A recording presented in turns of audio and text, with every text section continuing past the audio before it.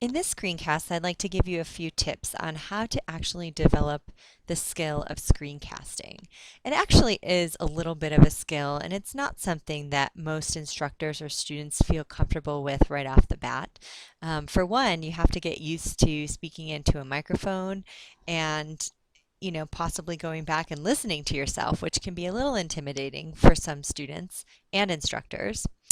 Also, you need to think about how to move around your paper and how to actually point things out to your instructor that you want to while you're talking. And since screencasts only go about 10 or 15 minutes, you really need to think about how to do this most efficiently.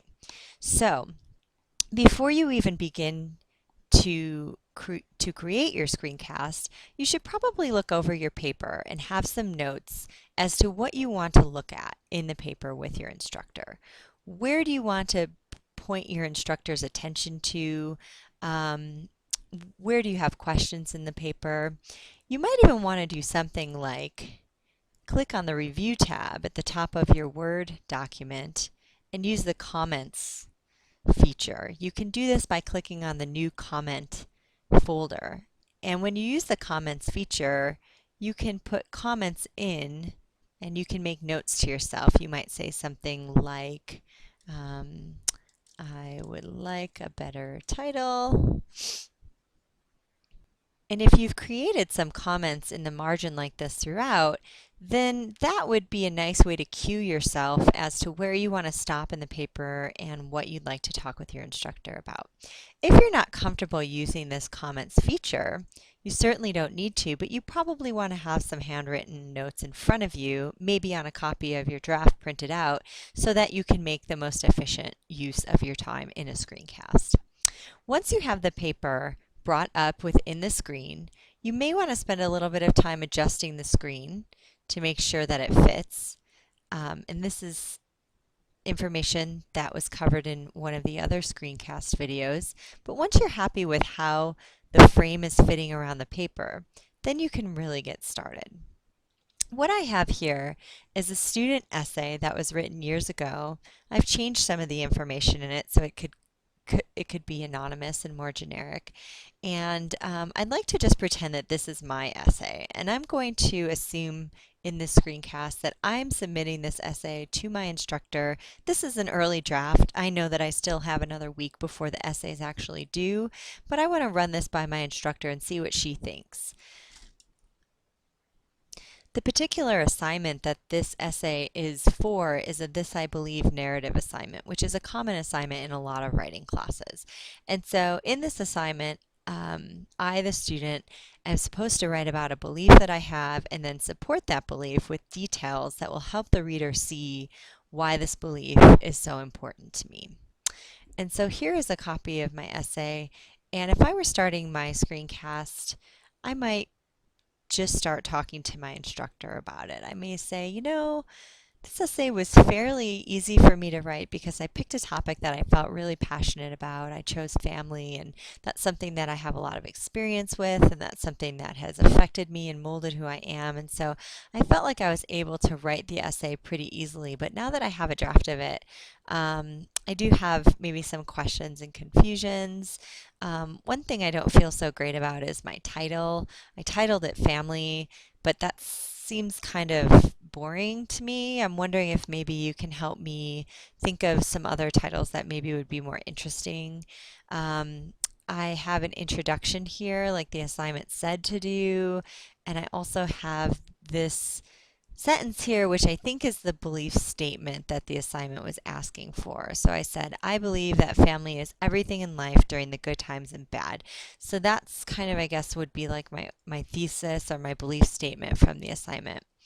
In the second paragraph here, I tried really hard to show my readers why family is so important to me. And I took the advice that's going around in our class right now to use a story or details from my own life. And so I decided to tell the story about how when I was 20 years old, I got pregnant and had my first daughter, and how that was really hard, and how my husband, who was my boyfriend at the time, how we almost broke up because it was just too stressful and we couldn't really handle it, and how my family really came through for us. I guess that's what I'm talking about here, is how we were fighting for custody. And then my parents one day sat us down and they told us, that we really needed to grow up and we really needed to do a better job of providing for our daughter as a team and not as two people who were fighting. And so that was a really important moment for us.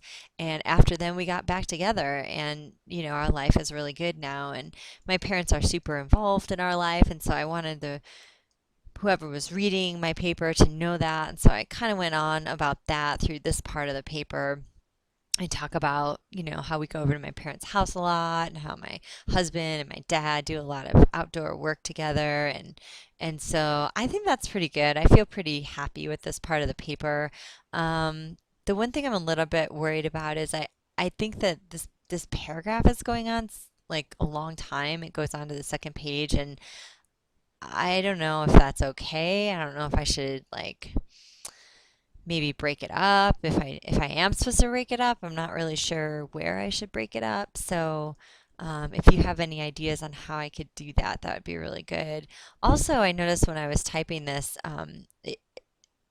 some of these words are underlined in blue, and I think that's the computer telling me that that there's something wrong with them, that maybe they're not spelled correctly. I just don't know what's wrong with them. I don't know how to fix those words. And so if you have any ideas for why some of these are coming up like this, that would be super helpful.